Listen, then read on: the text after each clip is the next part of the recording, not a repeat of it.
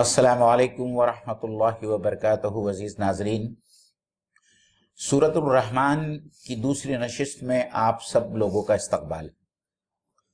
پہلی نشست میں ہم نے سورہ رحمان کی پہلی 4 آیتوں کی تفسیر آپ لوگوں کے سامنے بیان کی تھی۔ مختصراً صرف میں اتنا آپ لوگوں کی یاد دہانی کرتا چلوں کہ ان 4 آیتوں میں اللہ تعالیٰ نے اپنی رحمت، یعنی وہ ہستی جو دنیا میں سب سے زیادہ محبت کرنے والی، رحمت برسانے والی ہستی ہے، اس نے اپنی اعلیٰ ترین مخلوق جو الانسان کے نام سے جانی جاتی ہے، اس مخلوق کی ہدایت اور تربیت کی خاطر خاص اپنا کلام اپنے نبی پر اتارا، اور ساتھ ہی ساتھ اس رحمان ہستی نے اس اعلیٰ ترین مخلوق کو دیگر امتیازی صفات کے علاوہ ایک ایسی صفت سے متصف کیا، وہ صفت ہے اس کی شعور، ادراک، عقل اور جذبات کے ساتھ نطق اور گویائی، یعنی ہاؤ ٹو کمیونیکیٹ۔ اور اللہ تعالیٰ یہی چاہتا ہے کہ انسان اس کے اس کلام ہدایت سے ہدایت حاصل کرے، نہ وہ صرف خود ہدایت حاصل کرے بلکہ اس ہدایت کو اللہ تعالیٰ نے جو اس کی قوت گویائی دی ہے اس کے ذریعے دوسرے لوگوں تک بھی پہنچانے کی کوشش کرے اسے۔ اب اس کے بعد میں جو ہے آج انشاءاللہ تعالیٰ آیت نمبر 5 سے ہم اپنا سلسلہ آگے بڑھائیں گے۔ تو میرے ساتھ میں میرے دوست ایڈوکیٹ فیصل قاضی صاحب موجود ہیں۔ السلام علیکم ناظرین۔ تو فیصل بھائی آپ تلاوت کریں انشاءاللہ۔ تو معین بھائی، ہم آیت نمبر 5 سے لے کر فی الوقت آیت نمبر 9 تک تلاوت کرتے ہیں جی اور پھر جیسے وقت اجازت دے۔ اعوذ باللہ من الشیطان الرجیم۔ الشمس والقمر بحسبان والنجم والشجر يسجدان والسماء رفعها ووضع الميزان ألا تطغوا في الميزان وأقيموا الوزن بالقسط ولا تخسروا الميزان۔ صدق اللہ العظیم۔ سورج اور چاند ایک حساب کے پابند ہیں، اور تارے اور درخت سب سجدہ ریز ہیں۔ آسمان کو اس نے بلند کیا اور میزان قائم کر دی، اس کا تقاضا یہ ہے کہ تم میزان میں خلل نہ ڈالو، انصاف کے ساتھ ٹھیک ٹھیک تولو اور ترازو میں ڈنڈی نہ مارو۔ صدق اللہ العظیم۔ سچ کہا اللہ تعالیٰ نے۔ ناظرین، یہ ہے کل ملا کر کے 5 آیات کریمہ سورہ رحمان کی، 5، 6، 7، 8، 9۔ اور اگر ہم سمجھ لیجئے سہولت کے لیے معین بھائی، ان 5 آیاتوں کو 2 حصوں میں تقسیم کریں تو پہلی 2 آیات جو ہے وہ اللہ تعالیٰ کی وحدانیت سے متعلق،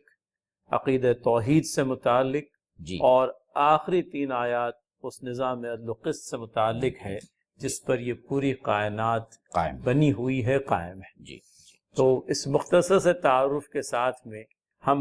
اللہ تعالیٰ کا نام لے کر آیت نمبر 5 سے شروعات کرتے ہیں۔ بسم اللہ الرحمن الرحیم۔ الشمس والقمر بحسبان۔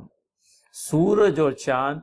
ایک حساب کے پابند ہے۔ حسبان کا لفظ آیا ہے معین بھائی، اور اس کے لیے اس کی رعایت کرتے ہوئے معلوم ہوتا ہے مترجم نے حساب کا لفظ لایا ہے۔ حالانکہ یہاں پر اٹل ضابطہ،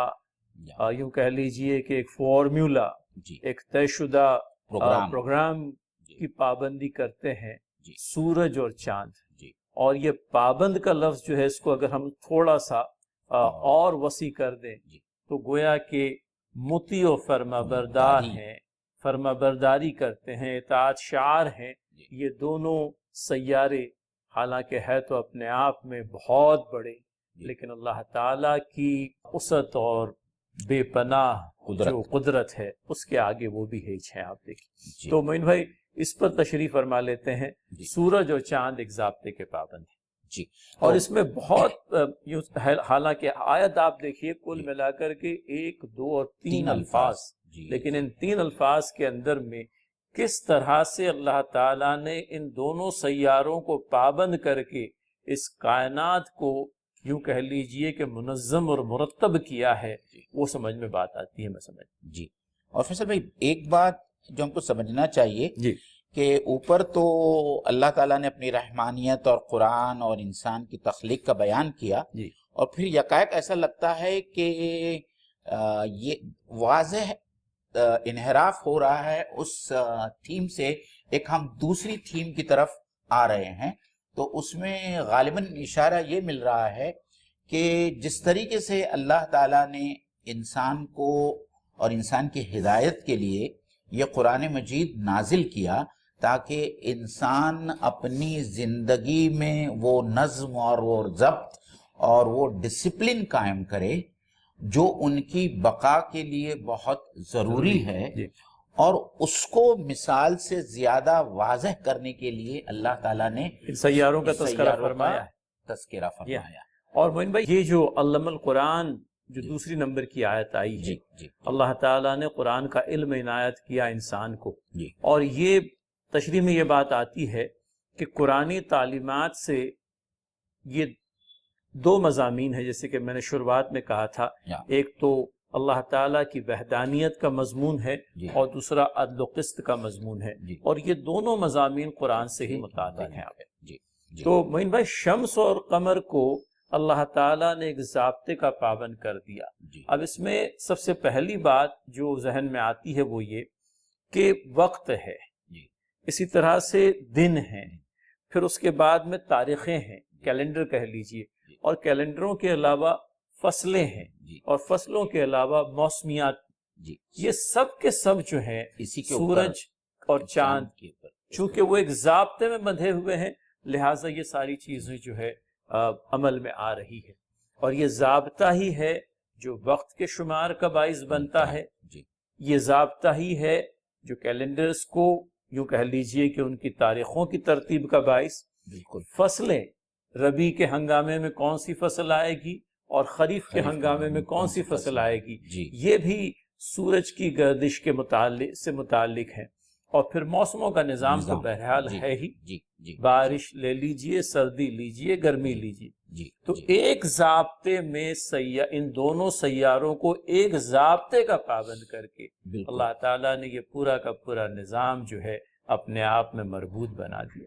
تو یہ ایک تشریح میں بات بیان ہوتی ہے، جی اور پھر اگر سورج کے طلوع اور غروب پر ہم آ جائیں، جی جی جی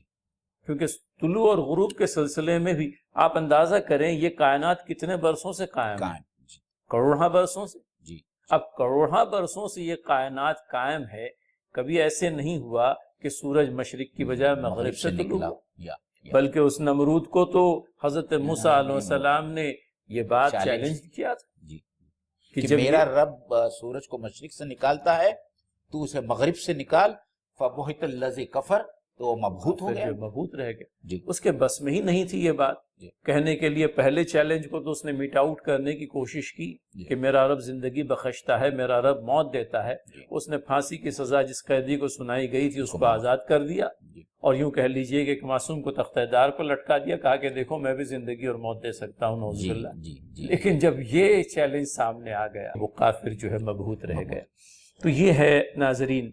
سورج اور چاند کو ضابطے کا پابند کرنا۔ معین بھائی ایک دوسری چیز جو پڑھنے میں آئی جی کہ یہ جو مخصوص فاصلہ ہے سورج کا زمین سے، یہ میں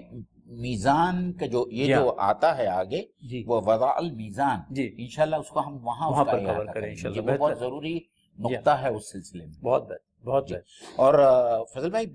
ہم نے ابھی اس سے پہلے سورہ یاسین پڑھا، جی اور سورہ یاسین میں بھی کہا ہے کہ لَلشَّمْسُ يَنبَغِي لَهَا أَن ہاں تُدْرِكَ الْقَمَرَ، بالکل، کہ سورج چاند کو نہیں پکڑ سکتا اور نہ ہی چاند سورج کو پکڑ سکتا ہے، اور نہ ہی دن کو یہ کر سکتی ہے، مطلب رات دن سے پہلے رات آ دن سے آ سکتی ہے سکتی ہے۔ یا دن جو ہے رات کے بعد آتا ہے، بالکل تو یہ بات ہے۔ اور معین بھائی اس میں دیکھیے یہ جو باتیں آئی سورج اور چاند کو ایک ضابطے کا پابند کرنا بنا ہے جی یہ ضابطے کی پابندی سے ناظرین سورج اور چاند نکل آئیں گے جب اللہ تعالیٰ جو ہے جميع الشمس شمس والقمر، والقمر کے بعد جب ہم سورج اور چاند کو جو ہے سورہ قیامہ میں اللہ سورہ تعالیٰ قیامہ میں بات جی، آتی جی، تو یہ ضابطے کی پابندی ناظرین اللہ تعالیٰ نے ضابطے کا پابند کر رکھا ہے، اور وہی قدرت رکھتا ہے ان لوگوں کو بے ضابطہ کر دینے کا، جی، اور جب وہ بے ضابطہ کرنا چاہے گا ان کو ملا کر کے ایک کر دے گا۔ وقوع قیامہ کی نشانیوں میں سے یہ بات بیان ہوئی ہے کہ اللہ تعالیٰ روز قیامت سورج اور چاند کو یکجا کر دے۔ جی بالکل صحیح، تو یہ بات آئی معین بھائی، جی سورج اور چاند ایک حساب کے پابند ہیں، جی اور اگر سمجھ لیجئے سیر حاصل بات ہو چکی ہے جی، ہم تو آگے ہم چلیں۔ والنجم والشجر یسجدان،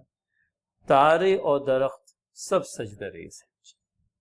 تارے اور درخت سب سجدہ ریز ہیں۔ ایک تو وہ ظاہری شکل ہے جی کہ یہ جس طرح سے ہم اللہ تعالیٰ کی عبادت کرتے ہیں، نماز کی ادائیگی کے ذریعے سے، وظائف کے ذریعے سے اس کا تذکرہ فرماتے ہیں، وہ قولی تسبیح کہلاتی ہے، جی ہاں، اور ایک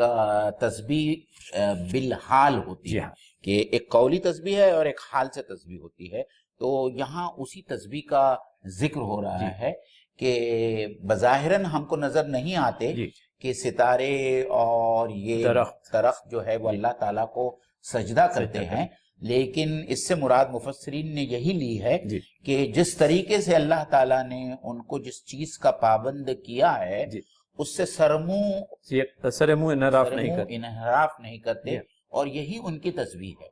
اور جس طریقے سے کسی اور جگہ پہ بھی جیسا یسبح للہ ما فی السماوات و ما فی الارض میں بھی مفسرین نے اس کا ترجمہ اور اس کی وضاحت اسی طریقے سے کی ہے کہ یہاں جس تسبیح کا بیان ہو رہا ہے کہ جس طریقے سے اللہ تعالیٰ نے اتنے بڑے بڑے ستاروں کو اور کائنات کی دیگر مخلوقات ہے ان کو تقدیر کا پابند کیا ہے، جی جی، اپنے پروگرام کا پابند کیا ہے، اور یہی ان کی تسبیح حال کے ساتھ میں ہے۔ اور ایک جگہ پہ قرآن مجید میں فیصل بھائی یہ بھی آیا ہے جی کہ ہو سکتا ہے کہ وہ ان کی تسبیح قولی بھی ہو، بالکل، اور ہم اس کا ادراک نہ ہو، ہم اس کو سمجھ نہیں سکتے۔ جی بالکل، یہ بات آئی ہے۔ جی، بلکہ ہم اگر سمجھ لیجئے وہ تذکرہ کریں حضرت داؤد داؤد علیہ علیہ السلام کا، تو وہاں تو باقاعدہ یہ بات کہی گئی ہے کہ پہاڑ اور پرندے ان کے ساتھ میں ان کی حمد میں، اللہ تعالیٰ کی حمد میں شریک ہوتے تھے۔ تو ظاہر سی بات ہے، اب پہاڑ اپنی جگہ پر ایک بے زبان مخلوق ہمارے لیے این ممکن ہے کہ اللہ تعالیٰ نے کوئی قوت گویائی اسے بھی عنایت کی ہو، جی، اور یہ بات کوئی پرے نہیں ناظرین، کیونکہ ہم نے پڑھا ہے اسی کتاب مقدسہ کے اندر میں کہ بے جانوں کو یہ ہمارے جسم کے اعضاء جو ہیں ہمارے خلاف گواہی دینے کے لیے اللہ تعالیٰ ان کو قوت گویائی عنایت کرے، جی جی، تو یہ اس کی قدرت سے بالکل بھی پرے نہیں۔ معین بھائی سورہ الحج کی آیت نمبر 18 ہے، جی میں وہ لکھ کے لایا جی تھا۔ ہاں، تو آپ اس کو اگر سمجھ لیجئے پڑھ کر کے ہمارے ناظرین کو سنا دیں تو میں سمجھتا ہوں کہ آیت نمبر 6 کی تشریح ہو جائے۔ جی جی بالکل، سورہ حج میں یہی بات کو اللہ تعالیٰ نے بہت وضاحت کے ساتھ میں بیان کیا ہے۔ ناظرین یہ بات بھی ہم بتاتے چلیں کہ قرآن مجید کا یہ کمال ہے، اور قرآن مجید کو سمجھنے کے لیے مفسرین یہ کہتے ہیں کہ قرآن مجید کے بعض حصے اس کے بعض حصوں کی تشریح کرتے ہیں، تو کہیں اللہ تعالیٰ جو ہے بہت مختصر انداز میں بات رکھتا ہے، اسی کو بڑھا کر جو ہے اللہ تعالیٰ کہیں اور وضاحت کے ساتھ میں پیش کرتا ہے۔ تو ہو بہو یہی عنوان اور یہی بات مفہوم اللہ تعالیٰ نے سورہ حج کی اس آیت میں رکھی کہ الم تری ان اللہ یسجد لہ من فی السماوات ومن فی الارض والشمس والقمر والنجوم، تو کیا تو نہیں دیکھتا کہ اللہ تعالیٰ ہی کے لیے سجدہ کرتے ہیں جو کچھ بھی آسمانوں میں ہے اور جو کچھ بھی زمین میں ہے، اور پھر اس کے علاوہ الگ سے اللہ تعالیٰ نے سورج، قمر، چاند اور ستاروں کا، بلکہ معین بھائی آگے دیکھیں آپ، جی، جبال، شجر اور دواب اور قصیر من الناس، یہ الفاظ بھی آتے ہیں، تو اس کے اندر میں ستارے بھی آ گئے، پہاڑ بھی آ گئے، شجر بھی آ گئے، اور دواب بھی آ گئے، اور قصیر من الناس، اللہ تعالیٰ کے بندے بہت سے، اکثریت ان لوگوں کی جو اللہ تعالیٰ کو سجدہ کرتے ہیں، اقلیت ان لوگوں کی جو اللہ تعالیٰ کے منکر ہیں۔ اور ناظرین دیکھیے کائنات کی اشیاء کے اندر میں یہ نہیں کہا گیا کہ قصیر التعداد اشیاء اللہ تعالیٰ کو سجدہ کرتی ہے، پوری کی پوری کائنات جو ہے اللہ تعالیٰ کو سجدہ کر رہی ہے، ایک انسانی ہے کہ اسے اختیار کی تھوڑی آزادی کیا دے دی۔ کہا گیا تھا کہ تو اپنی رغبت اور اپنی طوع سے اللہ تعالیٰ کی پابندی، اللہ تعالیٰ کی بندگی اختیار کرے، لیکن تو نے اپنے اختیار کا استعمال جو ہے شیطان کی پیروی میں لگا دیا، جبکہ ہماری ساری کائنات کی ہمارے کائنات کی ساری مخلوقات ہمیں سجدہ کر رہی ہے، جو ضابطے کا ہم نے ان کو پابند کر دیا اس سے سرے منہ انحراف نہیں کر رہی۔ ناظرین یہ آیت نمبر 18 دیکھیں آپ، یہاں تو خیر سے ہم نے تذکرہ فرمایا، لیکن آپ خود اس پر غور و خوض کریں۔ یہ آیت اپنے آپ میں جامعیت کی جو مثال بہترین مثالیں جو قرآن کے اندر میں ہیں ان میں سے ایک ہے، اور اس کے اندر میں آپ اختصاص کے ساتھ میں چند ایک چیزوں کا تذکرہ پاتے ہیں، لیکن عام طور پر آسمانوں اور زمین میں جو کچھ ہے سب کچھ اللہ تعالیٰ کو سجدہ کر رہی ہیں۔ اور سجدے کے سلسلے میں ناظرین ہم یہ بات پھر سے ارشاد کرتے چلیں کہ ان کی عبادت کی یا اللہ تعالیٰ کے حضور سجدہ ریز ہونے کی کیا کیفیت ہے کہ اللہ تعالیٰ بہتر جانتا ہے، لیکن ایک بات جو کھل کر بیان کی جا سکتی ہے وہ یہ کہ اللہ تعالیٰ نے ان کو جس طرح سے اپنا مطیع و فرما بردار بنایا ہے وہ اس کی اطاعت اور فرما برداری سے سر منہ انحراف نہیں کرتے، اور یہ نظام کائنات اللہ تعالیٰ نے اس طرح سے ہمارے لیے فائدہ مند بنا دیا ہے۔ بالکل بالکل، اور جس کا آگے اور زیادہ جو ہے وہ تذکرہ آئے گا انشاءاللہ تعالیٰ، اس میں اور بہت ساری باتیں۔ تو ناظرین وَالنَّجْمُ وَالشَّجْرُ يَسْجُدَانِ،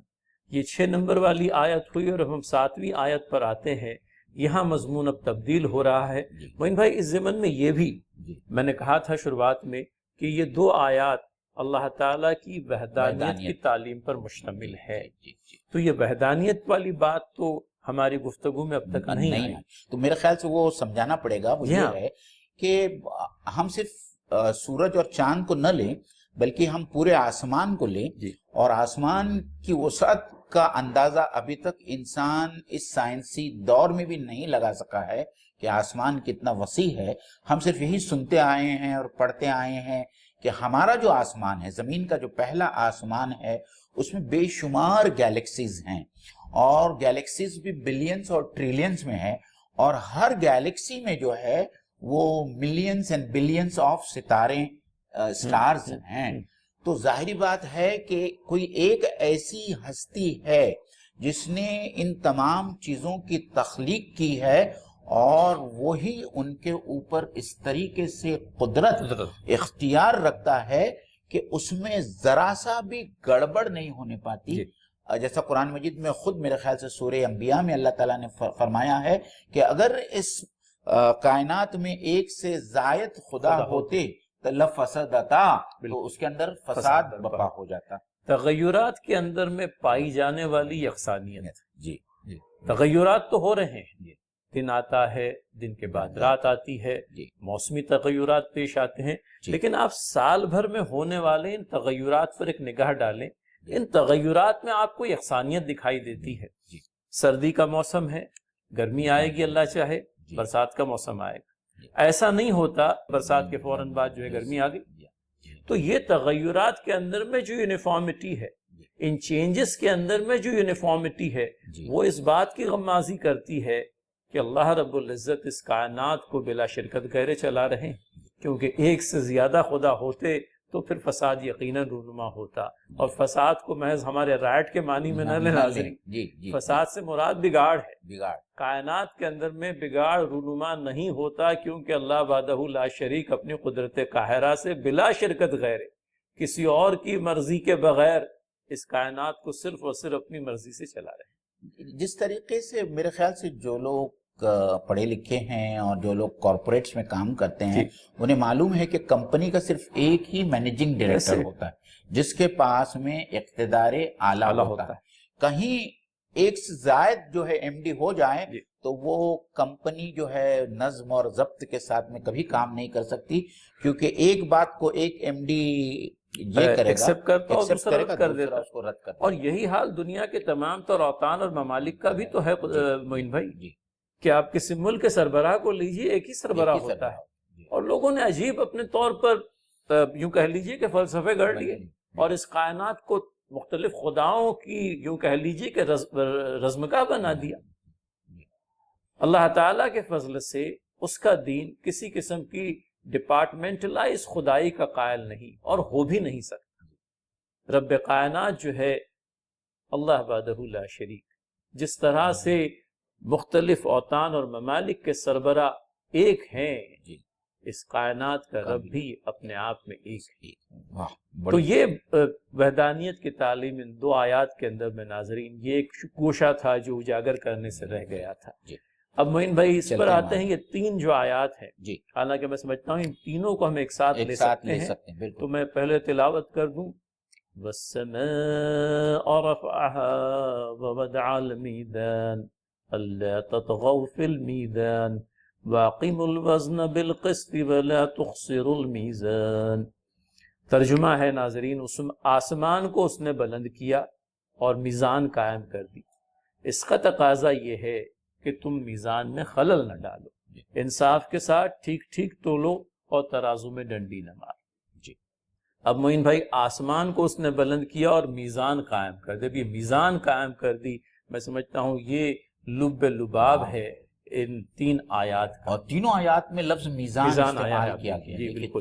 تینوں آیات کے اندر۔ جی جی ہاں، یہ بالکل ایک قابل غور نقطہ ہے کہ اور تینوں آیات میں کیوں میزان، اللہ تعالیٰ نے اس کو میزان پر اتنا اس قدر امفسس کیا ہے۔ اور جی۔ میزان معین بھائی آگے بڑھنے سے پہلے آپ نے جو بات کہی تھی کہ قرآن کی تفسیر قرآن کے ذریعے سے، میں سمجھتا ہوں اگر ہم اس ضمن میں سورہ آل عمران کی 18 نمبر کی آیت کو دیکھ لیں تو اس میں اللہ تعالیٰ نے اپنے لیے قائما بالقسط کے الفاظ استعمال کیے، وہ خود بھی قسط کے ساتھ بالکل اللہ تعالیٰ جو ہے قسط کے ساتھ قائم ہے، اور اس نے اپنے کائنات کو اس طرح سے قسط اور عدل کا پابند کر رکھا ہے کہ وہ اس بات کی غمازی کرتے ہیں کہ ان کا پیدا کرنے والا بذات خود قائم بالقسط ہے۔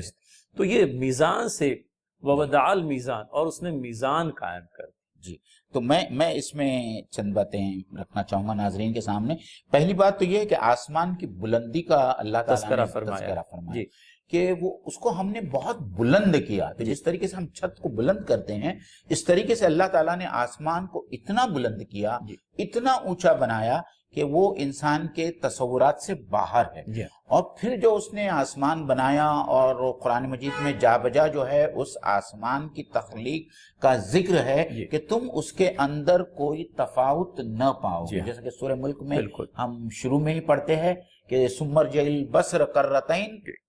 کہ دوبارہ ایک بار دیکھ لو اس کو، ہل تری من فطور، کیا تم اس میں کوئی فطور نظر آتا ہے؟ تو اللہ تعالیٰ تو چیلنج کرتا ہے کہ تم جب آسمان کو دیکھتے ہو اور اتنا بڑا آسمان بنا ہے، اور پھر ایک جگہ یہ بھی کہا کہ بغیر آمدن، بغیر آمدن یعنی بغیر کسی ستون کے، آپ دیکھیں آپ پل بناتے ہیں، یہ بناتے ہیں، اس کے نیچے ستون ہوتے ہیں، اتنی بڑی چھت اللہ تعالیٰ نے بنائی ہے اور اس میں کوئی ستون نہیں، کوئی ستون نہیں۔ اور غضب یہ ہے کہ وہ برسہ برس سے قائم ہے۔ آپ کی چھت کبھی آپ کے سر پر آ رہتی ہے ناظرین، لیکن آسمان نیلی چھتری والے کی چھتری جو ہے وہ زمین پر کبھی نہیں آئے گی، اللہ یہ کہ وہی چاہے۔ تو یہاں رفعہ سے یہی مراد ہے کہ آسمان کی بلندی، اور جس طریقے کی وہ تخلیق ہے، اس کا جو نیچر ہے، اس کی بناوٹ ہے، اس کی طرف اللہ تعالیٰ یہاں پہ بھی اشارہ کر رہا ہے، اور بہت ساری جگہوں میں اللہ تعالیٰ نے اس کی طرف اشارے کیے ہیں۔ جیسے سورہ رات کی ہم نے آیت یہ کی، اور سورہ ملک کی آیت بیان کی، جو لوگ اور مزید پڑھنا چاہتے ہیں تو وہاں اس کو دیکھ سکتے ہیں۔ لیکن یہ جو وضع المیزان ہے فیصل بھائی، یہ بہت ہی یہ ایسا نقطہ ہے جو ہم کو آج جتنا آسانی سے سمجھ میں آ سکتا ہے، شاید آج سے 1400 سال پہلے کے لوگ جب سائنس نے ترقی نہیں کی تھی، اس وقت ان لوگوں کے لیے یہ سمجھنا بڑا مشکل تھا۔ آج ہم جانتے ہیں، صرف ہم زمین سے سورج کا ہم فاصلہ لے لیں، ہم اسی پر آ رہے تھے، ہاں جی، زمین سے سورج کا فاصلہ لے لیں تو اللہ تعالیٰ نے وہ فاصلہ ایسا رکھا ہے جو بہت ضروری ہے۔ اگر سورج زمین سے اور زیادہ نزدیک آ جائے تو پوری زمین جل کر خاکستر ہو جائے، اور اگر یہی سورج زمین سے تھوڑی اور دور چلی جائے تو یہ پورا کرہ جو ہے زمین کا وہ برف سے ڈھک جائے گا۔ تو زندگی دونوں اعتبارات سے یہاں پر محال ہو جائے گی، زندگیاں اجیرن ہو جائے گی۔ بلکہ یوں کہہ لیجئے معین بھائی کہ جانداروں کی بقا کے لیے، انسانی زندگی کی اور دیگر جانداروں کی بقا کے لیے اللہ تعالیٰ نے سورج کو قسط کے نظام کا پابند کر دیا، اور اس کو اس فاصلے پر رکھا جس فاصلے پر اس کو در حقیقت ہونا چاہیے تھا۔ جی اور دوسری بات فیصل بھائی، یہ بھی میزان میں یہ بات بھی شامل ہے کہ اللہ تعالیٰ نے اجرام فلکی میں جتنے بھی ستارے، سیارے اور یہ ہے، ان کی گردش کی رفتار مقرر کر دی ہے، ان کے مدار جو ہے آربٹس جو ہے مقرر کر دیے ہیں، ٹھیک ہے نا، اور ان کی جو کشش ثقل ہوتی ہے وہ بھی مقرر کر دی۔ اس میں ذرا سی بھی تبدیلی ہو جائے تو ایک بڑا ستارہ دوسرے ستارے سے ٹکرا کر جو ہے وہ جو ہنگامہ بپا کر دے گا کہ پھر جو ہے وہ پوری کائنات جو ہے درہم برہم ہو جائے گی۔ تو یہ میزان بھی جو ہے ہم کو سمجھنا چاہیے کہ اللہ تعالیٰ نے یہ میزان بھی قائم کیا ہے۔ اور اسی میزان کی خیر و برکات ہے کہ ایک ایسا ایکولوجیکل سسٹم ہم لوگوں کو نصیب آیا ہے جو اپنے آپ میں نہایت ہی بیلنسڈ ہے۔ اب یہ ضرور بات ہے کہ انسان اپنی زیادتیوں سے اسے امبیلنس کرنے کی کوشش کرتا ہے، اور اللہ تعالیٰ اس امبیلنس کے بہت خلاف ہے۔ آپ دیکھیے قائم بالقسط جو ہے وہ ہرگز اس بات کو گوارا نہیں کرتا کہ کوئی بھی اس کے اس نظام عدل و قسط میں کسی قسم کا بگاڑ لائے۔ اور ہماری زیادتیاں ہیں ناظرین، آپ دیکھیے شجر بنائے گئے، پہاڑ بنائے گئے، ان کے ذریعے سے ایک ایکولوجیکل سسٹم جو ہے اس کو منضبط کیا گیا، لیکن اب بے تحاشا پیڑوں کو کاٹا جاتا ہے۔ راستے بنانے کے لیے کہیں ایک پہاڑ ہے جن کو کاٹ دیا گیا۔ And what it is leading to,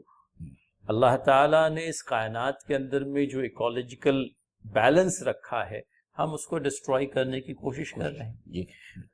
ہواؤں کے اندر میں جو گیسوں کا تناسب ہے، وہ تناسب جو ہے یہاں پر انسانی اور نباتاتی زندگی کی بقا کا سبب ہے۔ بالکل بالکل۔ اب اس تناسب کو بگاڑنے کا سبب کون بن رہا ہے؟ ہم اور آپ بن رہے ہیں۔ بالکل بالکل۔ گرین گیسز خارج کر کے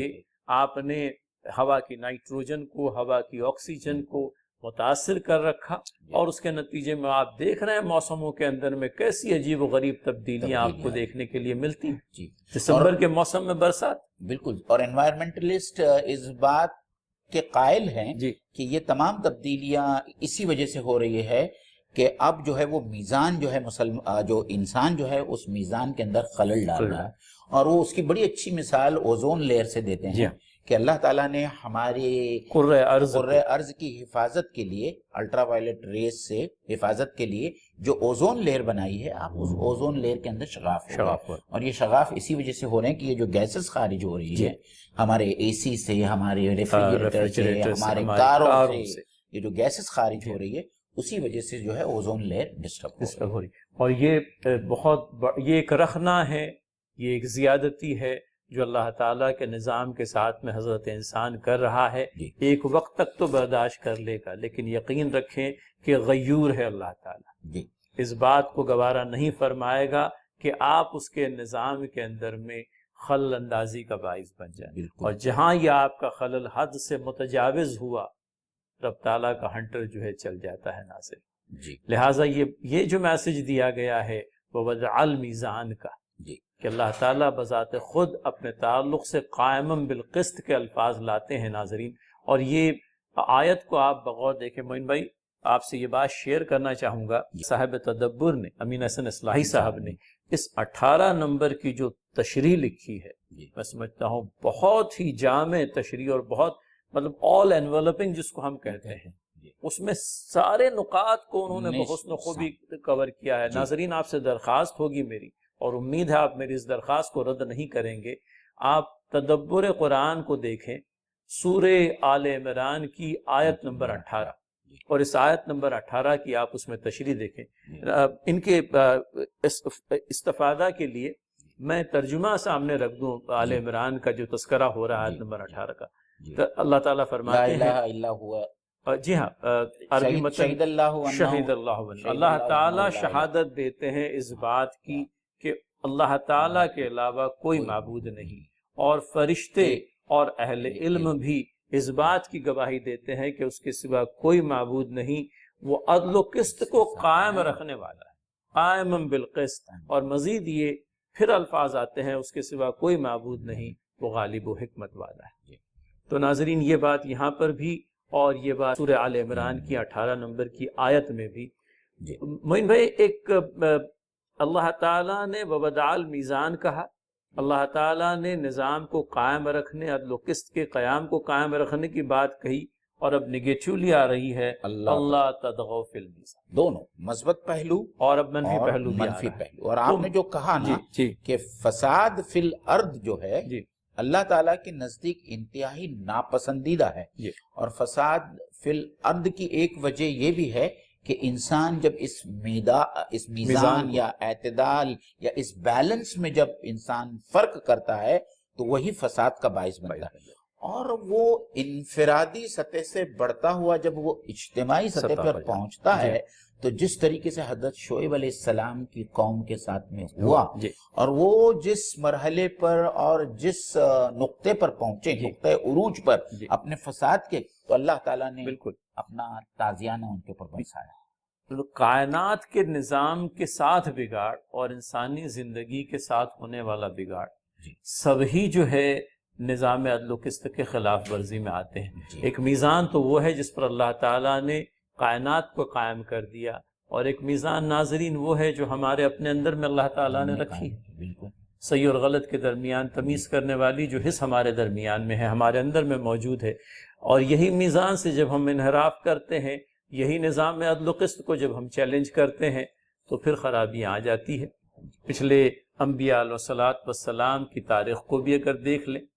تو حد انصاف سے انسان جب جب متجاوز ہوا، اللہ تعالیٰ کا تازیانہ عبرت اس پر آ رہا۔ اور فیصل بھائی یہاں ایک بات سمجھنے کی ہے کہ فساد جو ہے یعنی دنیا میں جو بگاڑ جو ہے کس طریقے سے جب آدمی امبیلنس ہو جاتا ہے، آج کل جو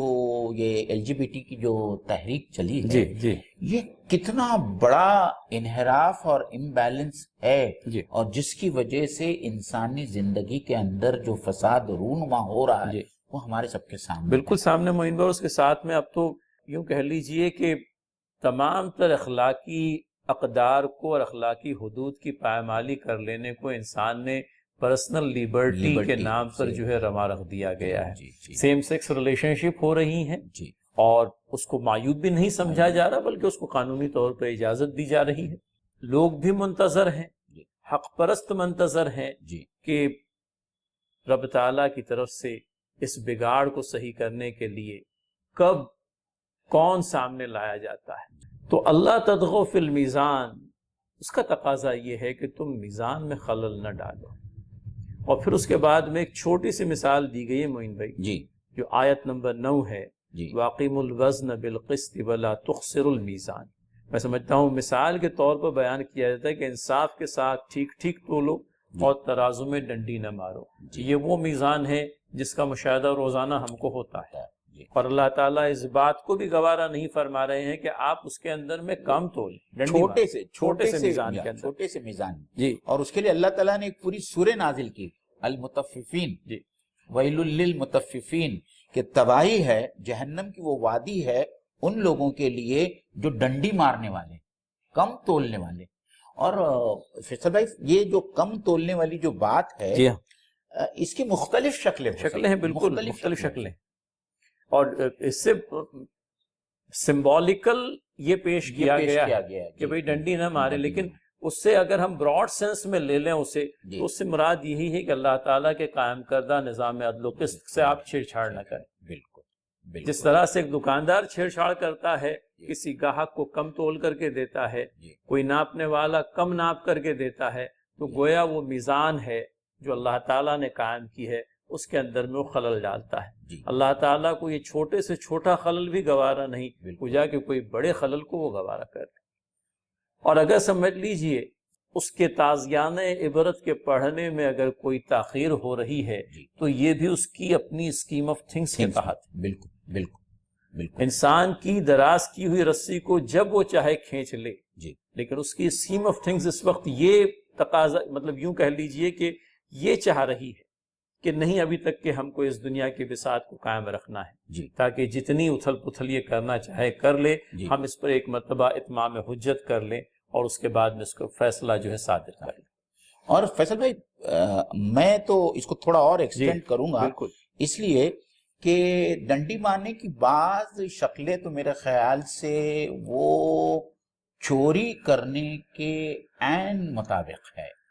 ظاہر سی بات ہے. آپ دیکھیے بلکہ اس میں چوری بھی ہے اور دھوکہ دہی بھی دونوں ہے. آپ دودھ میں پانی ملا رہے ہیں. جی ہاں. تو آپ کو 1 لیٹر دودھ دینا تھا, آپ 1 لیٹر دودھ کی جگہ پر جو ہے 900 ml دودھ دیتے ہیں اور 100 ml اس کے اندر پانی دیتے ہیں. تو آپ پانی کو دودھ کے بھاؤ سے بیچ رہے ہیں اور آپ دھوکہ بھی دے رہے ہیں سامنے سے. اسی طریقے سے میں بہت سارے لوگوں کو جانتا ہوں کہ جن کے کارخانے کے جو الیکٹریسٹی کے جو میٹر ہیں وہ ٹیمپر کیے جاتے ہیں. تو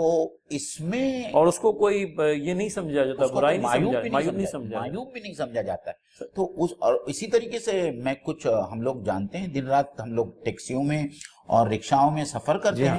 تو وہاں ہم کو پتا چلتا ہے کہ ان کے جو میٹر ہوتے ہیں وہ ٹیکسی ڈرائیور اور رکشہ ڈرائیور اس کو بھی ٹیمپر کرتے ہیں. تو جہاں 20 روپے کا بل بننا چاہیے وہاں 25 روپے کا بل بنتا ہے. تو وہ جو 5 روپے آ رہے ہیں یا یہ جو الیکٹریسٹی چوری کرنے کے بعد میں ان کو جو منافع ہو رہا ہے, فیصل بھائی یہ تو سراسر حرام ہے. یہ بالکل حرام. تو وہ اپنی جائز کمائی میں حرام کمائی کو شامل کرتے ہیں. یہ بات میرے خیال سے ذہن نشین ہونا چاہیے. اور ایک بار لقمہ حرام ہمارے پیٹ میں چلا گیا تو اس کے جو اثرات ہونے ہیں وہ تو ہو کر ہی رہے. اللہ ہم سب کو محفوظ رکھے. لوگ یہ بھول جاتے ہیں کہ اس طریقے سے ڈنڈی مارنے سے وہ اپنے رزق حلال میں حرام کو شامل کرتے ہیں. ان کی تمام نیکیاں زائل ہو جاتی ہیں, اللہ تعالیٰ سے دوری ہو جاتی ہے. دل کے اوپر جو اس کا گناہ کا جو اثر ہوتا ہے وہ اثر اپنی جگہ پر ہوتا ہے. اور حرام کھانے والوں کے متعلق جو ایک حدیث میں ایک بات سے ڈرایا گیا ہے اور وہ ہم ہمارے معاشرے میں دیکھ رہے ہیں کہ ان کی اولاد نافرمان ہوتی. لمحہ فکریہ ہے معین بھائی, اور سب سے بڑھ کر یہ کہ اس طریقہ کار کو اختیار کر کے بھی اللہ تعالیٰ کے نظام عدل و قسط سے چھیڑ چھاڑ کے باعث کا سبب ہم بن جاتے ہیں. اور ہمیں یہ جان رکھنا چاہیے کہ قائمم بالقسط کو نظام عدل و قسط سے چھیڑ چھاڑ بالکل بھی گوارا نہیں ہے. ناظرین, یہ کل ملا کر کے 5 آیات سورہ الرحمن کی آیت نمبر 5 سے لے کر آیت نمبر 9 تک. اور ایک مرتبہ پھر آپ سے اس بات کا التماس رہے گا کہ ہماری یہ نشست 30 سے 40 منٹوں کی, لیکن اگر سمجھ لیجئے یہ ہماری کوشش ہمارے اندر میں قرآن کو سمجھ کر پڑھنے کا باعث و ذریعہ اگر بن گئی تو ہمارے لیے بھی اللہ تعالیٰ کے حضور ثواب کا باعث و ذریعہ بن جائے گی, اور ہمارے ناظرین کے لیے بھی قرآن فہمی کا سبب و ذریعہ بنے گی. تو یہ امید بھی رکھتے ہیں, اور ہمیشہ کی ہماری جو اپیل ہے معین بھائی اس کو ایک مرتبہ پھر دہراتے چلیں آپ کے مخصوص الفاظ کے اندر میں کہ اس کی تشہیر کریں, اس کو لائک کریں, اس کو شیئر کریں. یہ اللہ تعالیٰ کا پیغام ہے, اس کو پہنچانے کی ذمہ داری ہماری اور آپ کی ہے. جن جن حضرات تک پہنچے, حدیث میں آتا ہے کہ پہنچاؤ میری طرف سے پھر ایک آیت ہی کیوں نہ ہو. تو پہنچائے ناظرین, آپ کے لیے بھی باعث ثواب, ہمارے لیے بھی. اللہ تعالیٰ ہمیں اس خیر سے نوازے اور مزید خیر کو حاصل کرنے کی توفیق دے. جزاکم اللہ فی خیر جزا. السلام علیکم ورحمۃ اللہ وبرکاتہ.